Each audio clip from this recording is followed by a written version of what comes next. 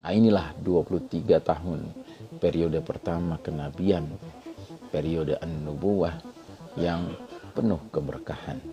Sekalipun di awalnya selama 13 tahun Nabi dan para sahabat berada pada posisi underdog, berada pada posisi teraniaya, terzalimi, ya, termarginalisasi, dipersekusi dan seterusnya. Tetapi setelah hijrah ke kota Madinah, Masya Allah, Allah bukakan futuhat, pintu-pintu hidayah kepada manusia, sehingga ketika terjadi Fathu Makkah, pembebasan kota Makkah, ya, di tahun ke-9 Hijriah, Masya Allah, manusia berbondong-bondong, kabilah demi kabilah berbondong-bondong, ya, mengucapkan 2 kalimat syahadat, masuk Islam, sehingga diabadikan dalam surat An-Nasr, surat pertolongan. Idza jaa nasrullahi wal fath wa ra'aitan nasa yadkhuluna fi dinillahi afwaja fasabbih bihamdi rabbika wastaghfir innahu kana tawwaba.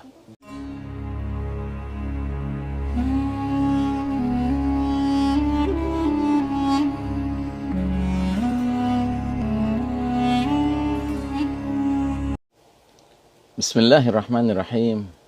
Assalamualaikum warahmatullahi wabarakatuh.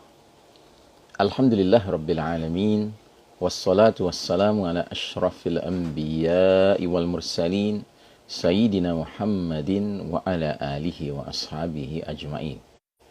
Faqala Allah Ta'ala fi kitabihil karim, ba'da a'udzu billahi minasyaitonir rajim, ya ayyuhalladzina amanu taqullaha haqqa tuqatih ولا تموتن إلا وأنتم مسلمون.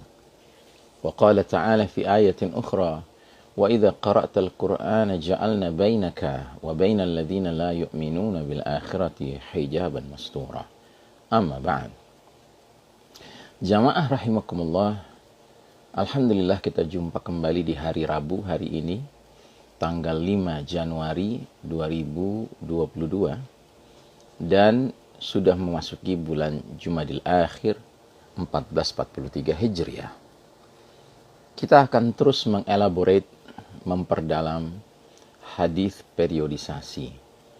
Hadis yang meringkas keseluruhan perjalanan sejarah umat Islam menjadi terdiri dari 5 periode, 5 fase, 5 babak, dan uniknya hadis ini, setiap periode, setiap fase, setiap babak diberikan nama oleh Nabi kita Sallallahu Alaihi Wasallam sesuai dengan karakter sistem kepemimpinannya. Kelima babak itu adalah yang pertama, babak An-Nubuwah, periode kenabian.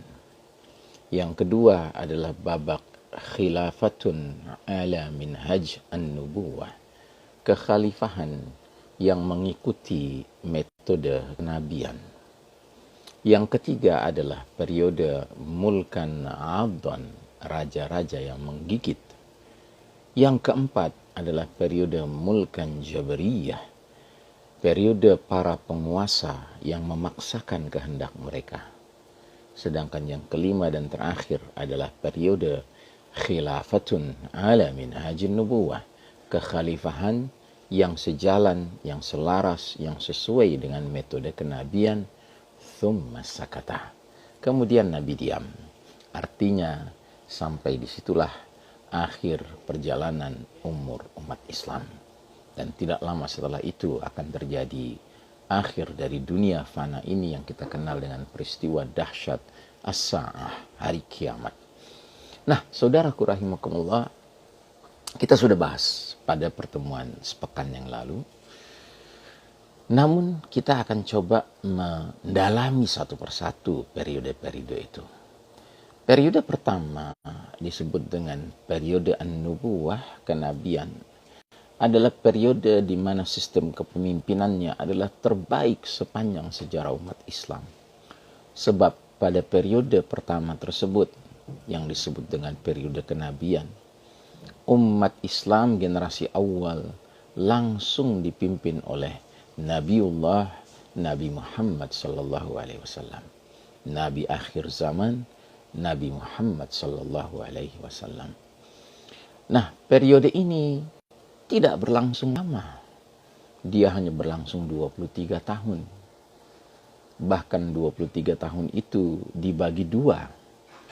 Ada sub periode berjuangnya Nabi dan para sahabat di kota Mekah, dan ada sub periode berjuangnya Nabi dan para sahabat di kota Madinah setelah hijrah dari Mekah pada tahun ke-13 perjuangan Nabi dan para sahabat di kota Mekah. Dan kalau kita pelajari sirah an-nabawiyah, sejarah perjuangan Nabi Muhammad SAW, kita dapati adanya perbedaan karakter, kondisi perjuangan Nabi dan para sahabat ketika di Mekah, qablal hijrah, sebelum hijrah, dan ketika sudah di Madinah, ba'dal hijrah, sesudah hijrah. 13 tahun Nabi berjuang di Mekah dalam kondisi umat Islam pimpinan Nabi Muhammad SAW berada dalam posisi teraniaya, terzalimi, termarginalisasi. Setiap hari para sahabat dipersekusi oleh kaum musyrikin Quraisy. Dan ketika itu, 13 tahun itu, yang berkuasa dan bertindak sewenang-wenang adalah kaum musyrikin di kota Mekah. Setiap hari ada saja kabar tentang dianiayanya, dizaliminya sahabat-sahabat tertentu. Ini berlangsung 13 tahun. Dan kalau kita pelajari secara baik periode perjuangan sewaktu di Mekah ini, Nabi dan para sahabat dapat kita katakan menekankan perjuangan kepada as-sabr wal istiqamah, kesabaran dan keistiqamahan. Menekankan pada binaul iman wa tauhid, pembinaan keimanan dan tauhid.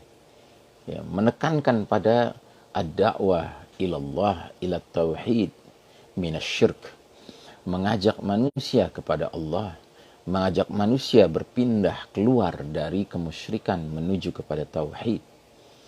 Pada 13 tahun pertama ini, Nabi dan para sahabat luar biasa menghadapi tekanan-tekanan, persekusi dari kaum musyrikin Quraisy. Ada di antara mereka yang disiksa di terik panas matahari seperti Bilal bin Rabah, keluarga Yasir. Ada yang kemudian diusir dari rumahnya.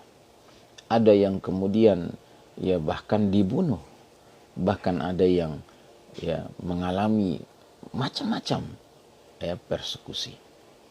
Tapi yang jelas pada tahun ke-13 perjuangan di kota Mekah, Nabi dan para sahabat diinstruksikan, diperintahkan Allah Ta'ala untuk hijrah. Dan hijrah itu kemana?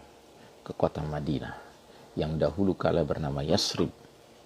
Di kota Madinah inilah Nabi dan para sahabat disambut oleh kaum muslimin yang sudah menanti-nanti di kota Madinah dengan penuh kerinduan akan Nabi mereka, Nabi Muhammad SAW. Mereka disebut dengan kaum Ansar, kaum penolong. Nah, ketika muhajirin berangkat dari Mekah, kemudian bersatu, berkumpul dengan kaum Ansar di Madinah, maka kota Madinah menjadi kota yang justru mayoritas penduduknya adalah kaum muslimin, para sahabat radhiyallahu anhum ajma'in. Dan 10 tahun perjuangan di Madinah, Nabi dan para sahabat dari waktu ke waktu mengalami penguatan posisi, mengalami konsolidasi yang Masya Allah. Dan dari kota Madinah inilah kemudian disebarluaskannya nilai-nilai Al-Quran, nilai-nilai Al-Islam. Sehingga kota Madinah pun akhirnya disebut sebagai Madinah Al-Munawwarah, kota yang bercahaya. Sebab kota ini memancarkan nurul Quran, nurul Islam ke segenap penjuru jazirah Arab. Dan Masya Allah, dalam tempo yang relatif singkat, 10 tahun saja, Nabi memimpin di kota Madinah bersama-sama dengan para sahabat yang membantunya, yang mendukungnya, yang menjadi kaki tangan utama di dalam dakwahnya. Maka seluruh jazirah Arab telah berubah, telah keluar dari zulumatil jahiliyah, kegelapan jahiliyah, menuju nurul Islam, cahaya Islam. Nah, inilah 23 tahun periode pertama kenabian, periode an-nubuwah yang penuh keberkahan.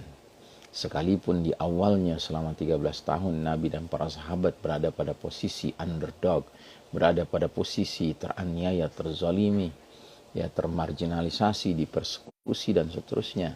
Tetapi setelah hijrah ke kota Madinah, Masya Allah, Allah bukakan futuhat, pintu-pintu hidayah kepada manusia, sehingga ketika terjadi Fathu Makkah, pembebasan kota Makkah, ya, di tahun ke-9 Hijriah, Masya Allah, manusia berbondong-bondong, kabilah demi kabilah berbondong-bondong, ya, mengucapkan 2 kalimat syahadat, masuk Islam, sehingga diabadikan dalam surat An-Nasr, surat pertolongan.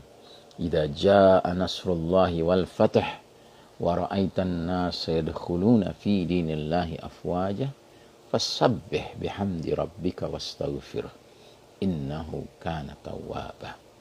Apabila datang pertolongan Allah dan kemenangan, ya, maka manusia akan berbondong-bondong memeluk agama al-Islam ini. Nah, maka sucikanlah Allah, pujilah Allah, dan istighfarlah. Sesungguhnya Allah itu maha menerima taubat. Saudaraku rahimakumullah, ini periode pertama, periode yang menjadi teladan bagi periode-periode berikutnya. Baik keteladanan Nabi dan para sahabat pada masa berjaya di kota Madinah, maupun keteladanan Nabi dan para sahabat pada masa sedang sulit, sedang teraniaya di Mekah. Wassallallahu ala nabiyina Muhammadin wa ala alihi wa ashabihi ajmain. Wassalamualaikum warahmatullahi wabarakatuh.